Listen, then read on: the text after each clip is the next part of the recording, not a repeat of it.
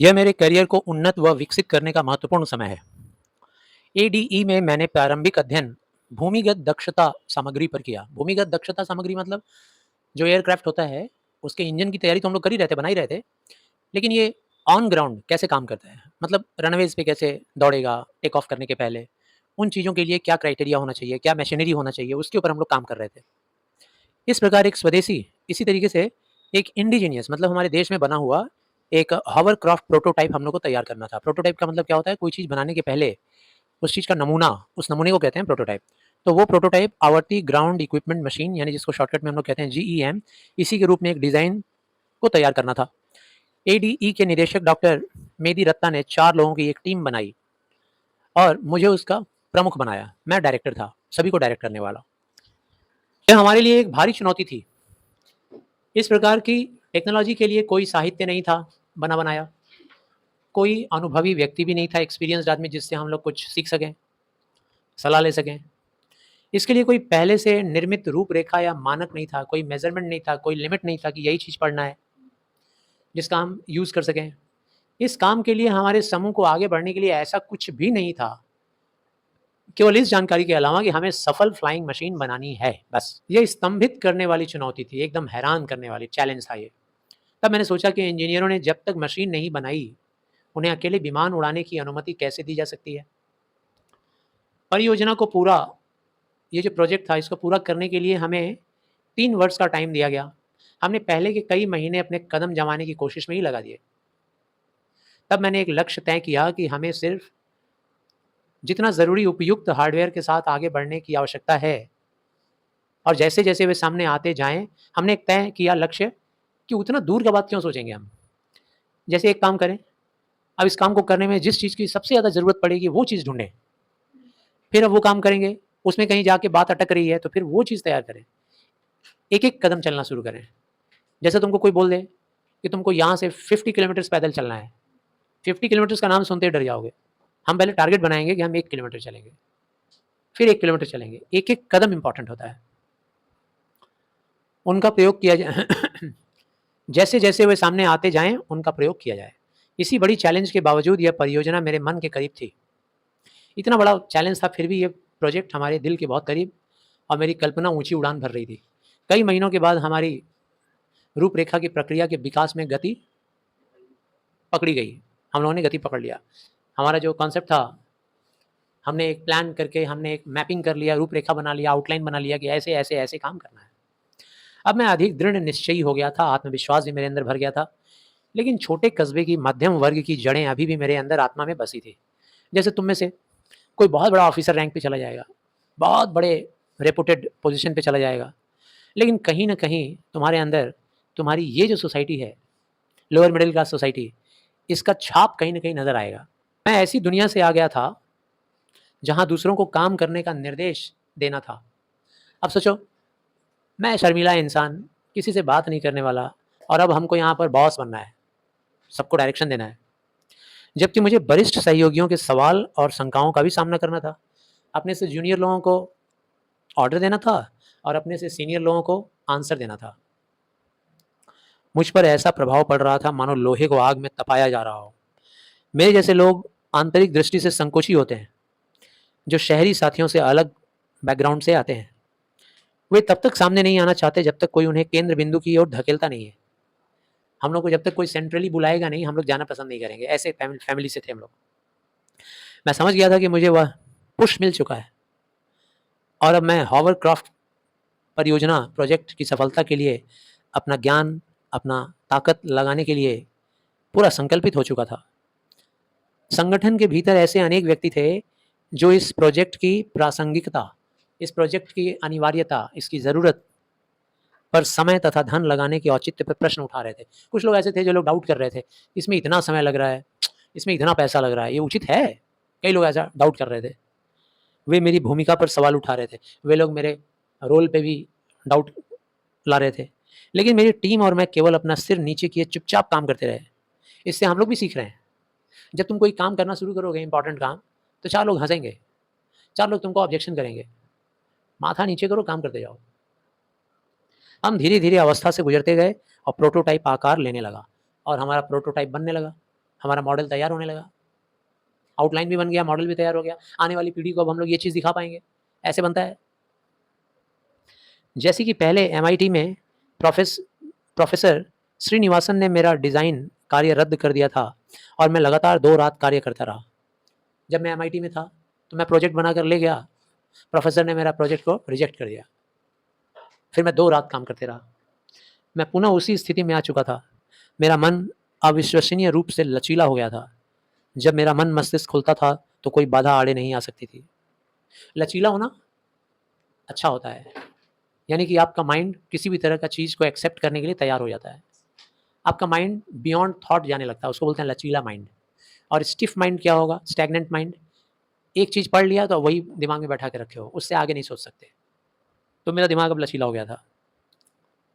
खुद पर विश्वास ऐसी परिणति है जिसे आपसे कोई नहीं छीन सकता। सेल्फ कॉन्फिडेंस सबसे ज़रूरत होता है। अगर आप बोलते हैं ना कहावत, मन के हारे हार है, मन के जीते जीत। तो अगर आप सोच लोगे कि हमको जीतना ही है तो कोई रोक नहीं सकता। इस परियोजना को नंदी नाम दिया गया। रक्षा मंत्री VK कृष्णा मेनन ने इसे आशीर्वाद दिया, इस प्रोजेक्ट को। वह दृढ़ विश्वास रखते थे कि यह भारत में रक्षा उपकरणों के विकास की शुरुआत है।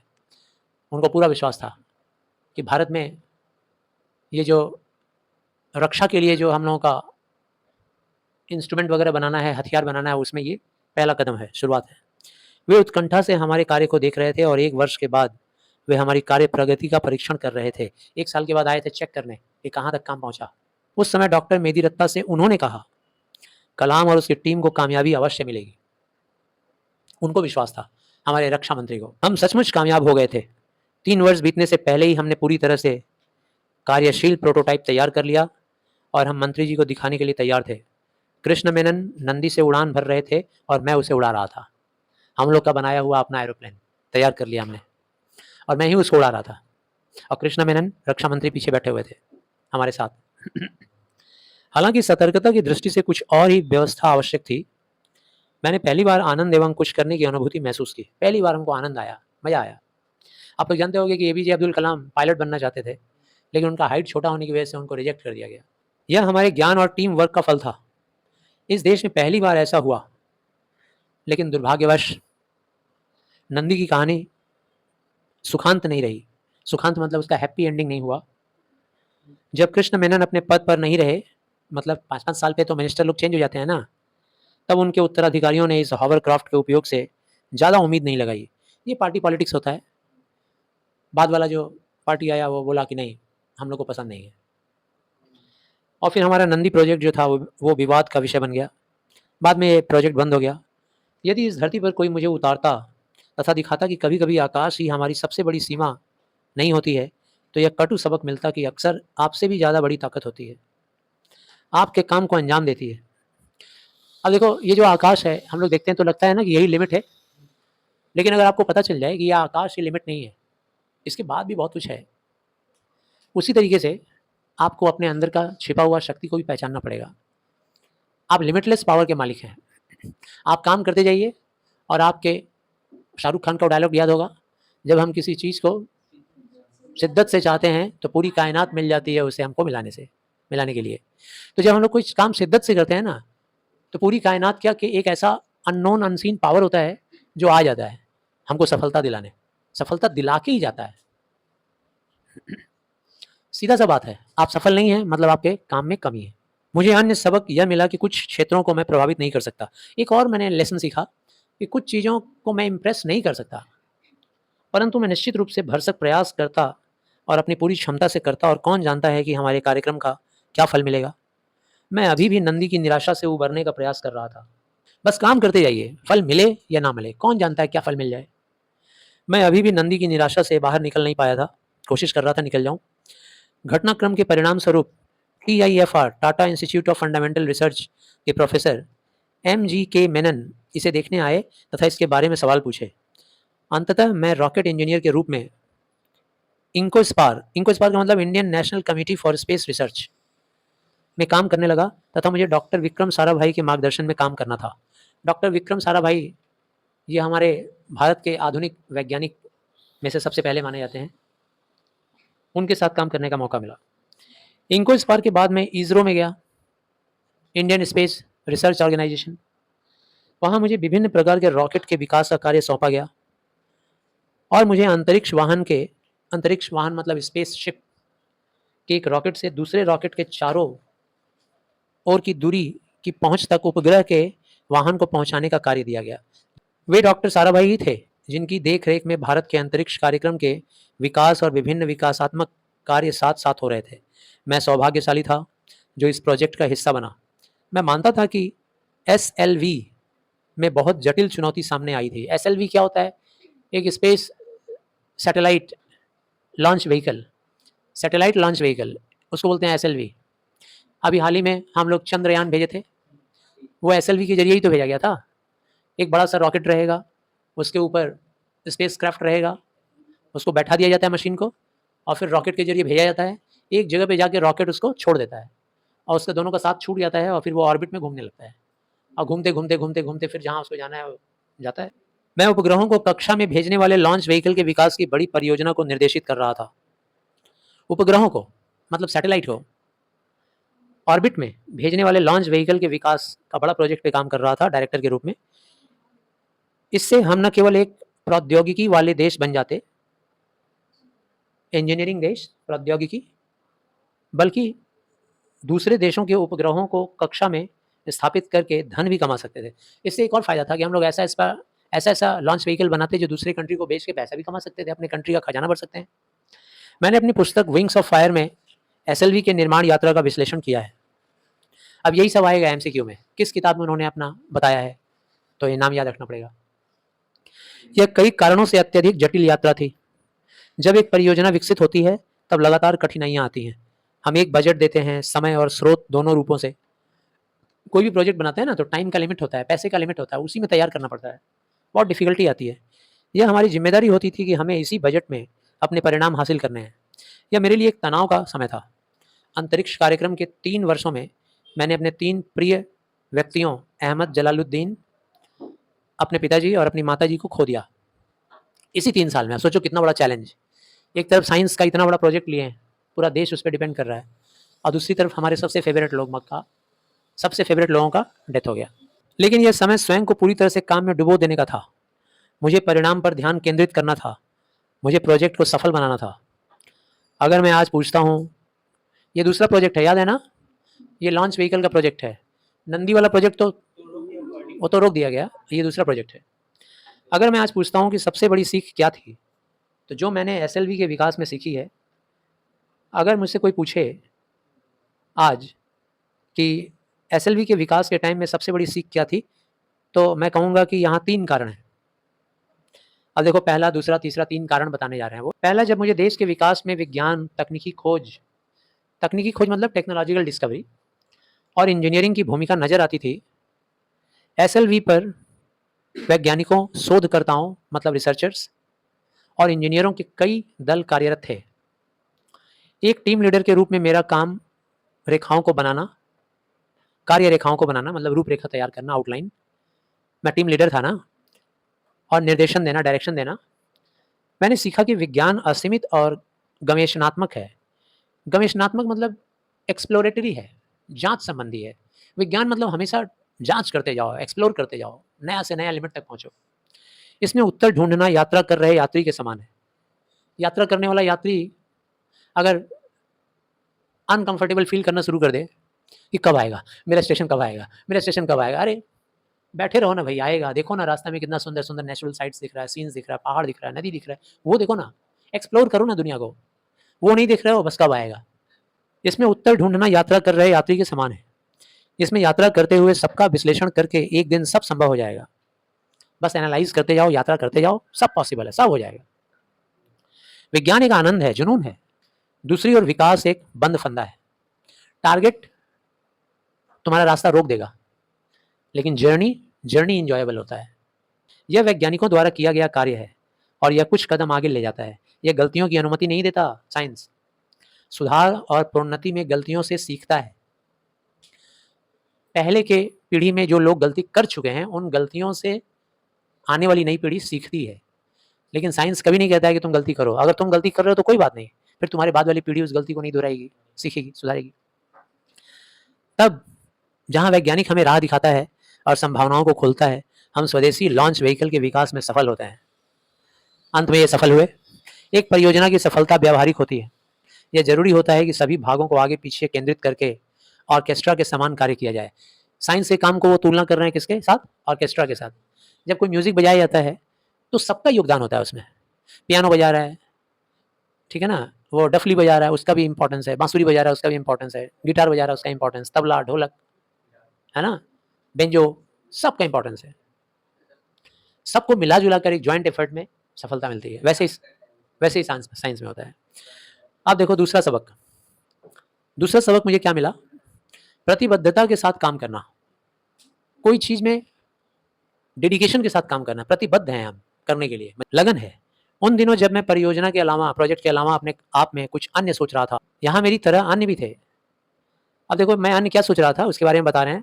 कह रहे हैं कि मेरी तरह और भी कई लोग थे साइंटिस्ट जो कड़ी मेहनत में वही विश्वास और उत्साह रखते थे। मैं ही नहीं, और भी साइंटिस्ट। अब मेरे लिए कभी भी यह नहीं कहा जा सकता है कि बुद्धिमान के शब्द अधिक मूल्यवान है, जिसे वेनहर वॉन ब्राउन द्वारा कहा गया। रॉकेट के क्षेत्र में वॉन ने V2 मिसाइल तैयार की। ये वॉन ने, रॉकेट के क्षेत्र में वॉन ने, ये वॉन कौन है भाई? तो कोई साइंटिस्ट हैं, उनके बारे में बता रहा है। वॉन ब्राउन, वेनहर वॉन ब्राउन ने V2 मिसाइल तैयार की रॉकेट के क्षेत्र में, जिसने द्वितीय वर्ल्ड वॉर के समय लंदन का विनाश कर दिया था। बाद में उन्होंने नासा के रॉकेट कार्यक्रम में प्रवेश किया। नासा जानते हो ना, national aeronautic and space administration, full form है उसका।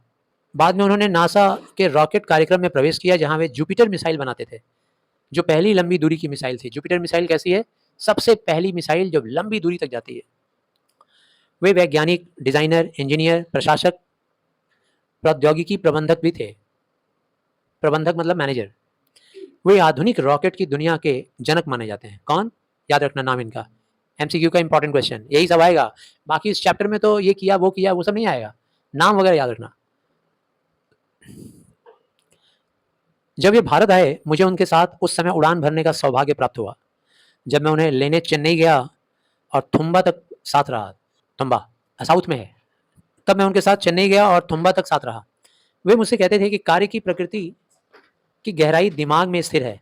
तुम्हें हमेशा यह याद रखना चाहिए कि हमें सिर्फ सफलता के लिए ही निर्माण नहीं करना है, हमें असफलता का भी कार्य करना है। उन्होंने हमको एक टिप्स दिया था, कोई काम करो तो हमेशा ये सोच के मत करो कि सफल ही होंगे, असफल होने का भी पूरा चांस है, उसके लिए भी तैयार रहना पड़ेगा। वैज्ञानिक के पेशे के लिए बहुत कड़ी मेहनत और समर्पण की आवश्यकता होती है। उन्होंने कहा, रॉकेट के क्षेत्र में कड़ी मेहनत की ही काफ़ी नहीं है। यह एक खेल नहीं है जहां हम सिर्फ कुछ घंटों में ही कड़ी मेहनत ले आए। यहाँ तुम्हारे पास सिर्फ एक लक्ष्य नहीं है, बल्कि तुम्हें जल्द से जल्द अपना लक्ष्य प्राप्त करने के लिए सही नीति की आवश्यकता है। ये उन्होंने बताया। सिर्फ लक्ष्य साधने से कुछ नहीं होगा, जल्दी से जल्दी उस लक्ष्य तक पहुंचना होगा। खेला का काम नहीं है भाई वैज्ञानिक बनना।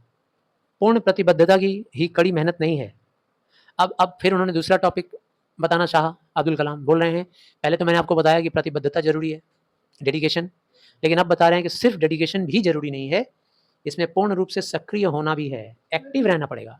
यह लक्ष्य की पृष्ठभूमि के विषय में है, लक्ष्य पाने में काम आता है एक्टिव रहना। आपके सामने लक्ष्य होना चाहिए कि आप कड़ी मेहनत की बदौलत परिणाम से कुछ अलग बना सकें। जो परिणाम आप चाहते हैं, जो होने वाला है, थोड़ा उससे अलग होना चाहिए, कुछ और एडवांस्ड। मैंने इस शब्दों में विश्वास करने के साथ साथ इसे अपनाया भी है। कलाम कह रहे हैं, रॉकेटरी को अपना पेशा नहीं बनाना है, अपना लक्ष्य और धर्म बनाना है। आदमी को अपना पेशा को लक्ष्य और धर्म बनाना चाहिए। जीवन के इस क्षण में मैंने SLV की परियोजना के अलावा सब कुछ रोक दिया था। यही मेरा धर्म था। मैंने तनाव पर काबू पाना सीख लिया था, स्ट्रेस को कंट्रोल कर लेता था मैं। अब सोचो ना, 3 लोगों का डेथ हो गया, कंट्रोल कर लिया स्ट्रेस। यही एक रास्ता था जिसके द्वारा अपना मन मस्तिष्क उन मुश्किलों को झेल सकता था जो आपके लक्ष्य के रास्ते में बिखरी होती है। जब भी हम लोग लक्ष्य के रास्ते पे चलते हैं तो इमोशन हम लोग को रोकता है, मत आने दो इमोशन को सामने, जिस पर परिणाम निर्धारित होता है। अब लक्ष्य पे ही तो परिणाम है। मेरा विश्वास था कि हमें ऐसी मुश्किलों की आवश्यकता है जिससे किसी भी लक्ष्य के आखिरी मोड़ पर सफलता का आनंद लिया जा सके। मुश्किलें तो आएंगी, एक नहीं, 2 नहीं, हजारों आएंगी। एंजॉय करो मुश्किलों को, उनको मुश्किल मानो ही मत, एंजॉय।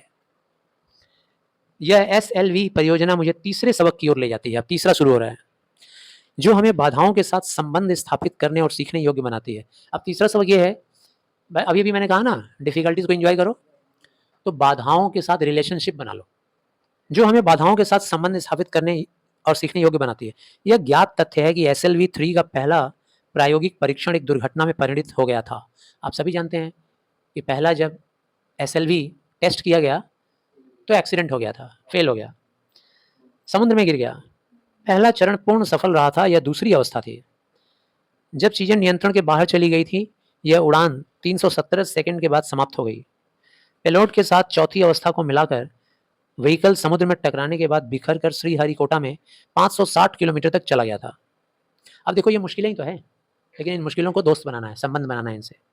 मैं घटना के बदलाव पर विश्वास करके सुन्न रह गया था। मैंने असफलता का अनुभव किया, परंतु यह कड़ी मेहनत का दुखांत होने वाला था, जिससे उबरना मुश्किल था। मेरे दिमाग में विचारों की घुमड़ती सीरीज के लिए जमाव नहीं था। क्या गलत हो रहा था, सोच रहा था मनी मन। मेरी शारीरिक शक्ति अब जवाब देने लगी थी। मैं तनाव के साथ बाहर आ रहा था और अब यहाँ कुछ भी अपने लिए कहने को नहीं था, या मेरे चारों ओर किसी अनुभव से शून्य होना। कोई एक्सपीरियंस, मतलब एकदम मैं शून्य हो गया था, दिमाग काम नहीं कर रहा था। आखिरकार मेरे सारे विचार सो गए थे। मुझे विश्लेषण की राह पर जाने से पहले सोना होगा। मैंने सोच लिया था, एनालाइज करने के पहले पहले हम सोना होगा हमको। Sleep is important. मैंने अपने आप से कहा। मुझे याद है मैं कई घंटों तक सोया और डॉक्टर ब्रह्म प्रकाश ने मुझे धीरे से उठाया। वे मेरे बॉस थे, लेकिन उस समय वो मेरे लिए सिर्फ आदरणीय व्यक्ति थे जो मेरी चिंता करते थे। वे मुझे उठाते थे, भोजनालय में जाकर भोजन करने में सहयोग देते थे, हम साथ साथ खाना खाते थे। लॉन्चिंग करने के बारे में पूरे समय वो मुझे तसल्ली देते रहते थे। उस समय सिर्फ हम दो व्यक्ति थे और थकान से हमें विश्वास था कि हमारी रचना खराब नहीं होगी। हम जानते थे कि हमें अधिक पहाड़ों पर चढ़ना है। पहाड़ों पर चढ़ना मतलब ये नहीं पहाड़ चढ़ना है, और तकलीफ़ों को झेलना है। अभी और ऐसी असफलताएं आएंगी जीवन में। आने वाले दिनों में चोटी को जीतना होगा, लेकिन ठीक उसी समय वो मुझे अपने पंखों की आड़ में ले लेते थे, जैसे कोई अभिभावक उस बच्चे के साथ करते हैं। कोई अभिभावक मतलब कोई पेरेंट अपने बच्चे को खुला आज़ादी देता है, लेकिन जैसे ही देखता है कि उसका कुछ खराब होने वाला है, तुरंत अपने कंट्रोल में ले लेता है। जो बच्चा अपनी दौड़ में रह जाने के बाद कुछ खो देता है, उसे खाना देते हैं।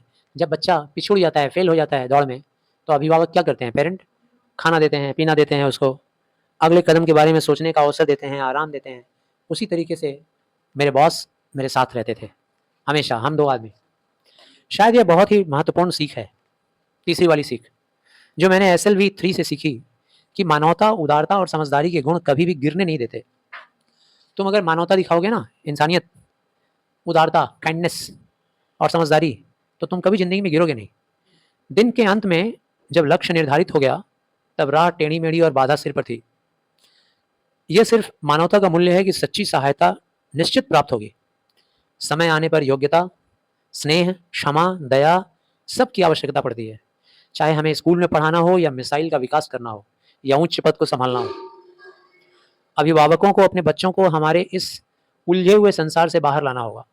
जितने पेरेंट्स हैं, सबको मेरा ये संदेश है कि वो लोग अपने बच्चों को इस उलझे हुए संसार से बाहर लाओ। यहाँ से मेरी यात्रा विज्ञान के संसार में आगे चली जाती है।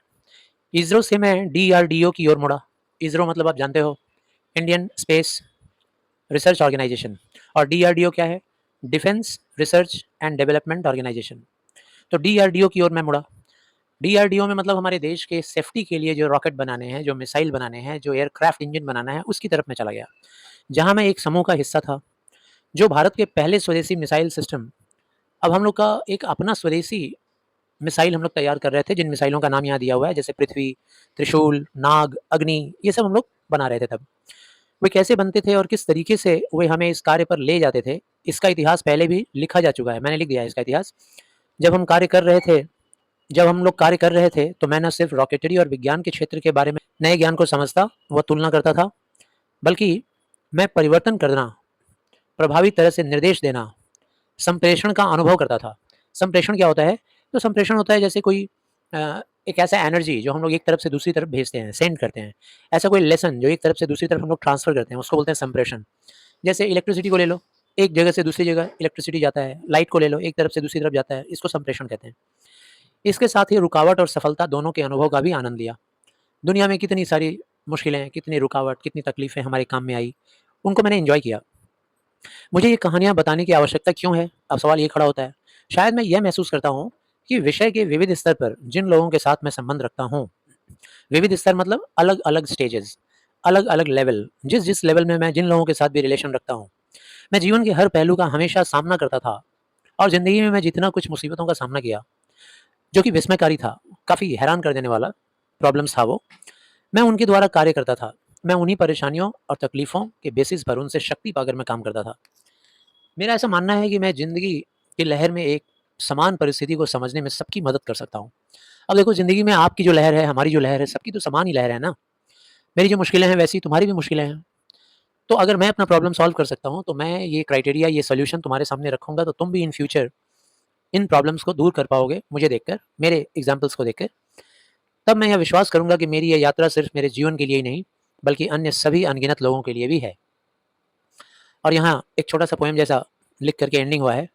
इस धरती पर मैं विशाल कुआँ, यहाँ मैं सिर्फ़ अब्दुल कलाम के लिए नहीं है, बल्कि उन सभी लोगों के लिए है, जो वो यही बताना चाह रहे हैं कि ये सिर्फ़ उनके लिए नहीं, बल्कि उन सभी लोगों के लिए है, जो ज़िंदगी के क्षेत्र में आगे बढ़ चुके हैं, सफल हो चुके हैं। यहाँ मेनली हम लोग अब्दुल कलाम को ही मानेंगे। इस धरती पर मैं विशाल कुआँ, मेरी जगत पर खड़े होकर न जाने कितने बाल गोपाल शांत जल सी दिव्यता मुझ में से खींचते हैं। विश्व के कण-कण को अनंत करुणा से सींचते हैं। और इस तरह से ये चैप्टर यहीं पे क्लोज़ होता है। मेरी जीवन यात्रा यहाँ से ये लिया गया है पोर्शन, और इसके अनुवादक ट्रांसलेटर हैं महेंद्र यादव। Thank you.